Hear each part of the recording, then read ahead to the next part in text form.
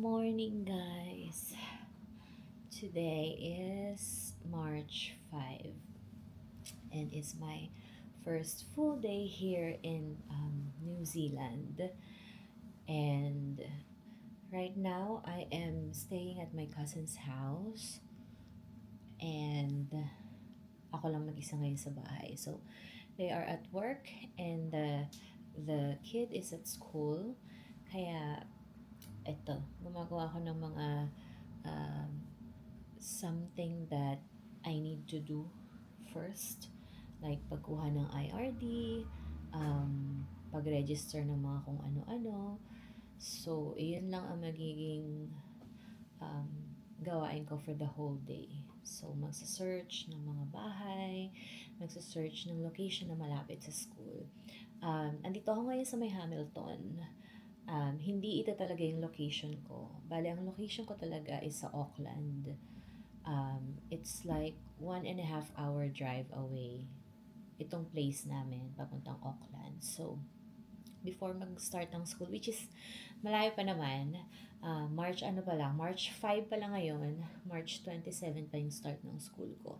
So, meron pa akong time to check for places to stay and to register and to do some stuffs basically. And of course, siguro, syempre, check the areas around, buy what I need to buy. And that's it. So for now, nakapag-tea na ako in breakfast. Medyo hindi pa sanay yung katawan natin sa lamig. Alam niyo naman, galing tayo sa mainit na lugar, which is in Singapore. So, sa Singapore is talagang umaga pa lang mainit na. Dito naman, umaga na, kahit may araw, malamig. For me ha, syempre sila sanay na sila eh. So ako hindi pa ako masyadong sanay. Kaya naman, ano, gawa muna tayo ng mga bagay-bagay para makarami. And then, edit-edit na rin. So, abangan niyo yung mga susunod ko na gagawin. And, let's see in the coming days kung saan tayo mapapadpad. Pero, ayun. So, I'm so happy na matagal namin siyang pinlano and yung fulfillment niya is nandito na. However, the sad part is of course, yung family ko is still in Singapore. Though nakapag lodge naman na rin sila, I mean yung husband ko ng visa para makasunod siya sa akin agad. So, we are hoping and we are praying na as soon as possible, makasunod na siya sa akin at ang mga bata, of course.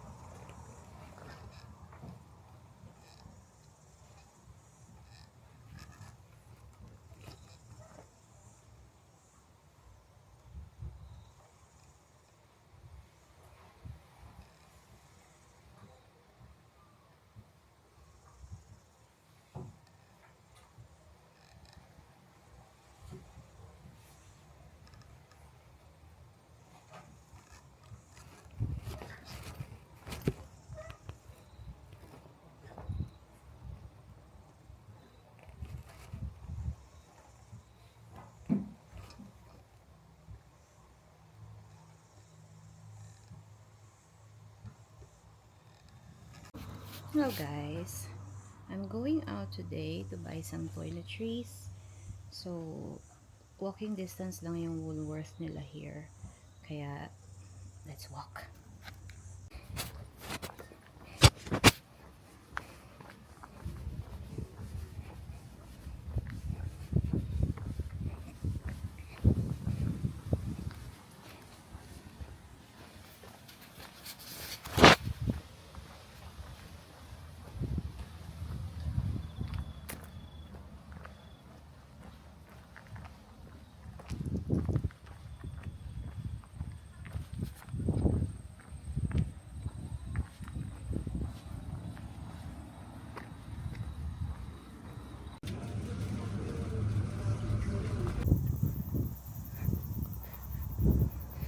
Going home.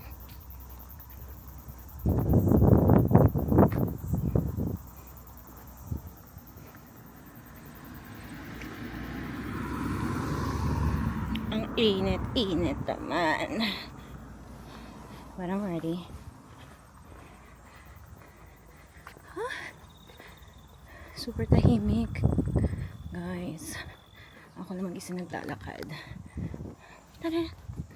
Nasa Brimworth Park. Brimworth Park na tayo. Malapit na dito yung bahay nila. I can see it. Tumatagal din ng 3 days eh. Sa inyo? Sabi ako kumakain. Ba't ko kasi? Ano to? Asian store? Sa Asian store. Kumara in bag. Hindi. Actually, wala pa akong ano eh. Mag-breakfast. Hindi ka ba nagpasa?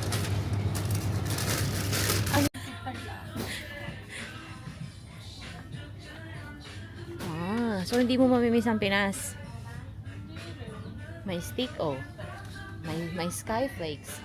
May Italian, may sweet style sauce. May C2. May margarine.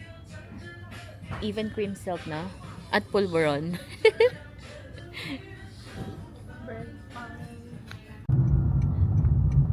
We are off to... ito na. Pinoy store. It's still open. Please, don't you change that signage. Waiting. Oopsie. Punta tayo ng Asian Sari Store. May halo-halo ba dyan? Merong may karinderya na may nagtitinda halo-halo dito. Oo. I think, yeah.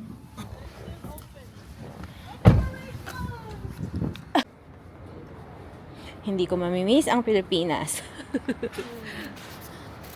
We just bought Gongcha! Gongcha. Saan naman tayo next? ang mamimiss ko yung mall. Kasi ganito lang yung mall sa kanila eh. Welcome to Anzay. Pag sa Saturday gusto mo ko tayo.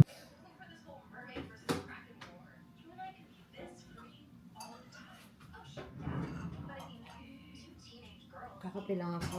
Gusto mo ng kape?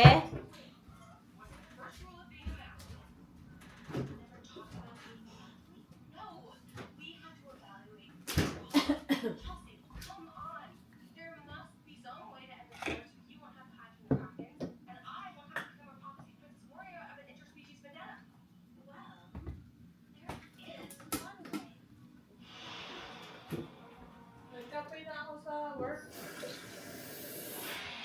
Ayaw mo? Nagkape na ako.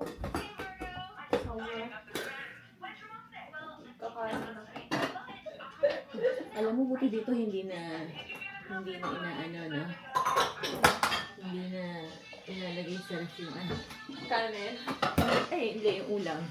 Oh, Instant lamig. lalo pag winter. Kasi kapag sa Pinas na kapag inuwi, Kinabukasan. amoy na amoy mo yung buong bahay mo. Na, finish your food na half Kasama to dito talaga? Hindi, binili ko yun. Okay. Kaya ko kasama. Masan to? Yung patungan lang. Actually, usog mo na lang pwede rin. Wala talagang use yan, pang aesthetic lang.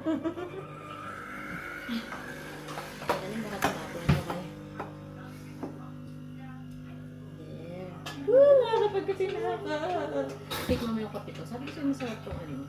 Ayan. Try. What? Oat milk. Ano nga ba yun? 1 NZ. Magkano na lang load. Ang haba ng call ko kanina sa immigration eh. Ang tagal niya ako hinold eh. Oh. Buti may, ano pa? Nag-top up na naman ako. Kaya matitingnan ko magkano na naman ang load ko eh.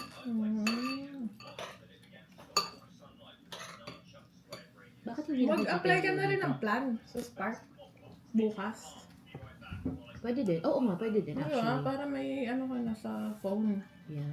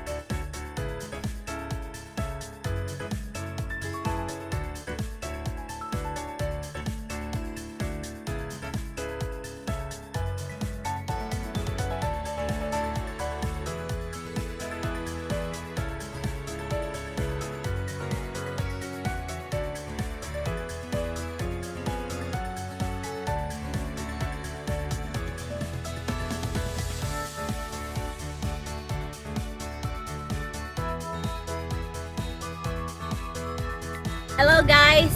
We just finished our appointment What's hour. an appointment? Their schedule. Doctor's Doctor's appointment. Punta naman kami sa Path Lab. Papakuhan na siya ng dugo. Tsaka ng ano, ng cholesterol. Charot lang. Oo. Liposuction. Okay, we are just here at Path Lab. Not there. Here at the back is Path Lab. And while waiting for Lovely, let's eat this. This is my favorite apricot dried one. Noon, nung nasa Dubai pa kami, favorite ko talaga yung Aberdeen, I forgot the name. Basta yun. And minsan pampasalubong. Mga dried fruit. Open ko lang. Wait lang. Okay, let's eat. Wow. Looks tasty. Ta-da!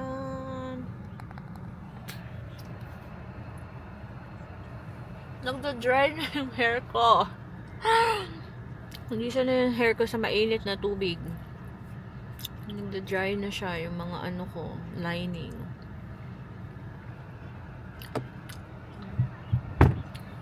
Let's eat.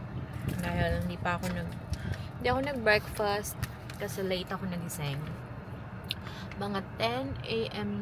more than 10 a.m. na siguro yung body ko nag-adjust siya even sa jet lag. Jet lag ata ako. Say hi, I Adam. want water. This is my vlog. I Oh, want water. but it's not okay now. It's an old water. Where's your water? Did you bring one? No, but that one's it's still okay though. No, it's not okay. It's old one. Can we buy later on? Let's buy outside later, or let's tell mommy if it's okay, okay? Because you might get tummy ache. Okay. Do you want this? Do you want this? You want to try this? What's this? It's an apricot. What are apricot? It's a dried fruit. It's yummy. You don't want to try? No. So, yun na. Late ako nagising, 10 a.m. Pero super deep nung tulog ko, I think. As in talagang, siguro pagod na pagod yung katawan ko dahil nga syempre nagbiyahe ako ng 10 hours na straight. So, hindi ako makatulog sa airplane kasi light sleeper talaga ako eh. kapag may naririnig akong something na kumakaluskos or may naamoy ako na mabaho or something, nagigising ako. Tapos syempre kapag ka sa eroplano, laging may cart, laging nag-open ng light. Kaya alam mo yun, sobrang nahihirapan ako makatulog doon. Nakatulog man ako, pero putol-putol siya. And parang 4 to 5 hours lang siya. Tapos the next day, nagising ako ng maaga.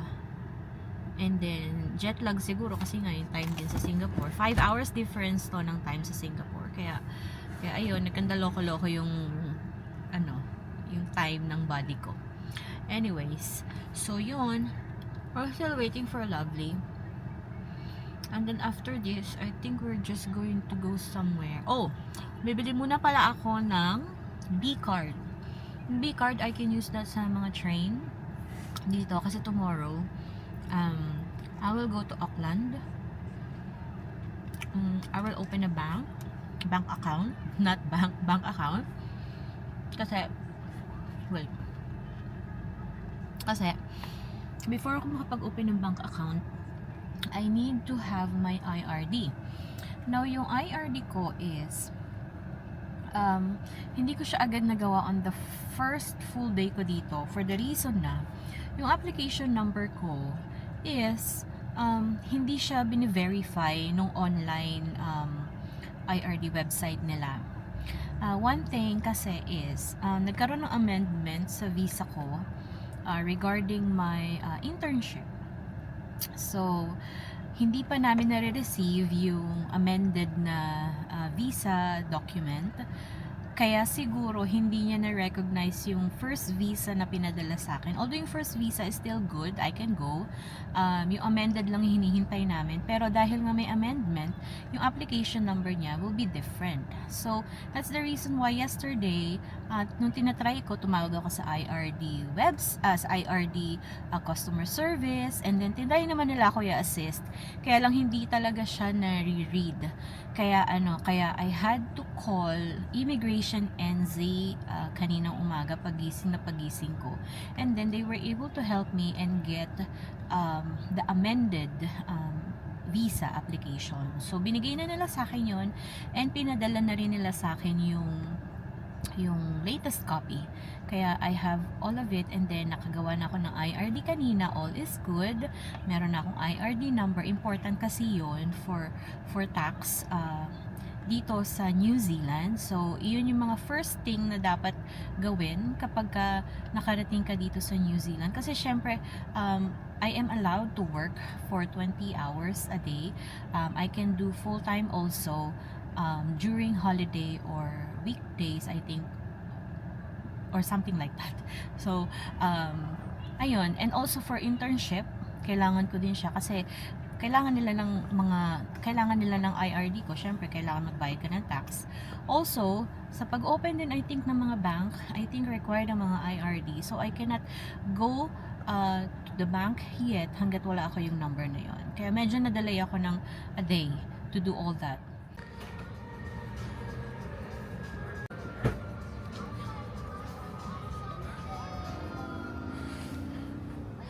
We're now here at the base.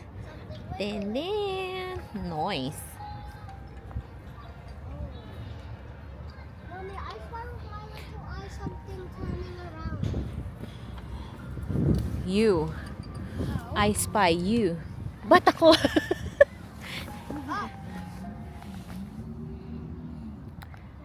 Okay. So we are now here at the base. The base ba? The base? Wala lang. Tatapay lang kami dito.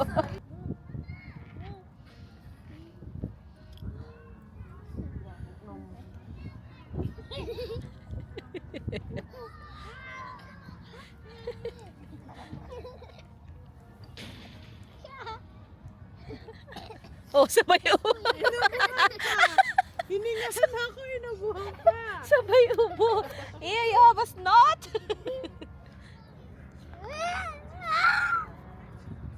Oh, bagla mo. Where's your hot dog? Huh? Your hot dog is gone. I think it's gone. I think it's gone.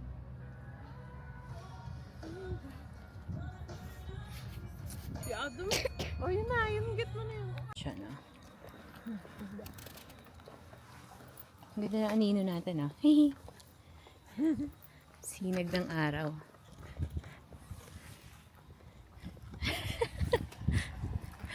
Where you going? Ang ganda nito. Ay, magnolia ba to? Para siyang magnolia, no? Yung dahon, ayan, no? Ang dahon ng dahon, no? Ay, nung bulaklak. Yeah, I'm just going backwards. So para siyang magnolia, no? Saan mo? I'm going backwards.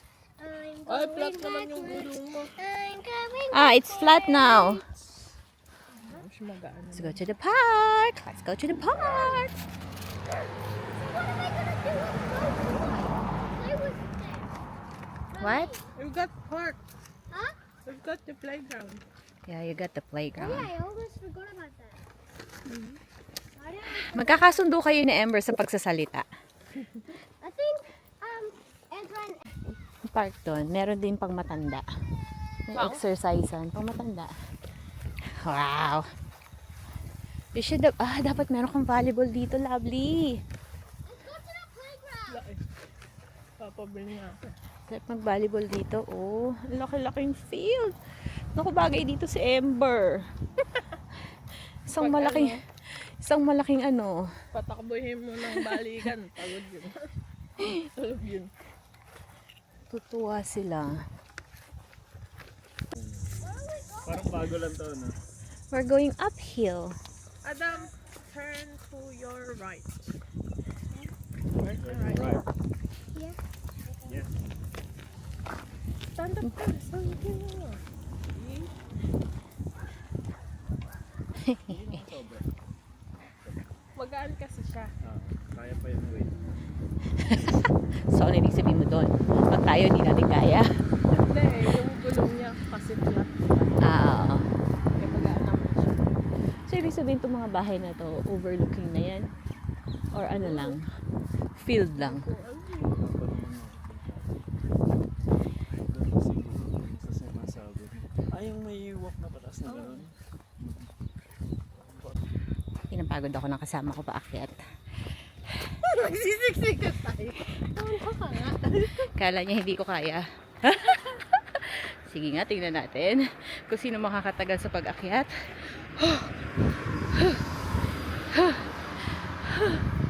Akyat. Oh my gosh. Hindi lang halata, pero paakyat po siya. Natawid tayo. Punta. Ang ganda naman ng bahay na to.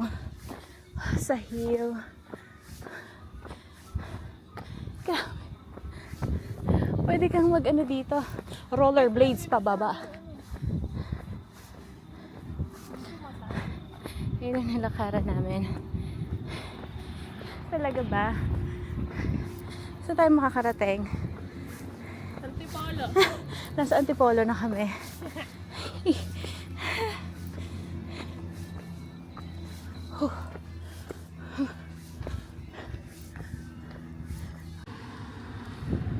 Oh.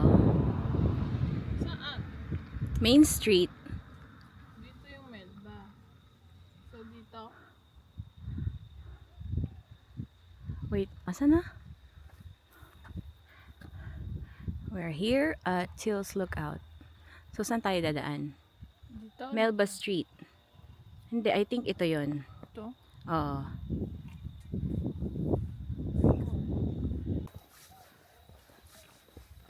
Baka dito. Oh, there's the lookout. I think this is the lookout.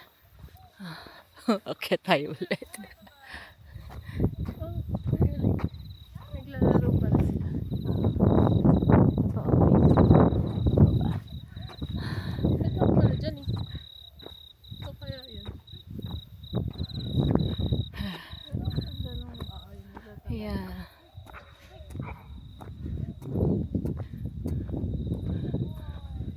Good boy. Good boy. Kaya pa. Lumalamig na. We're almost here.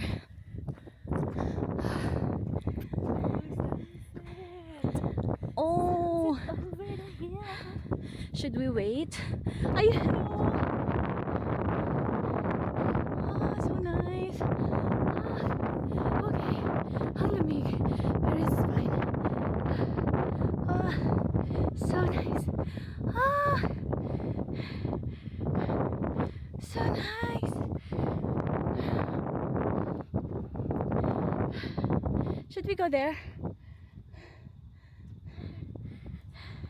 We can go there. Ang ganda ng sunset. Wow. Wow.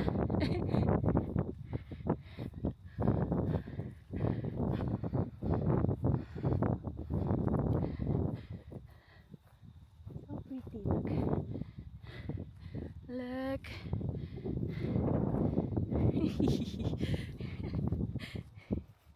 So pretty.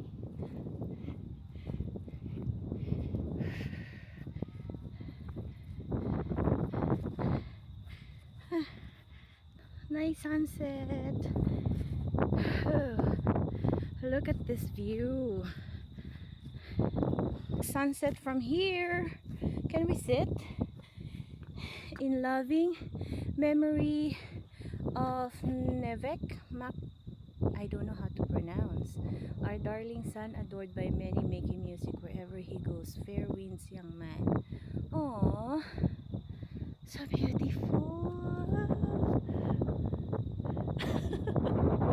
Ang gagawa mo, mag-picture tayo, Isa.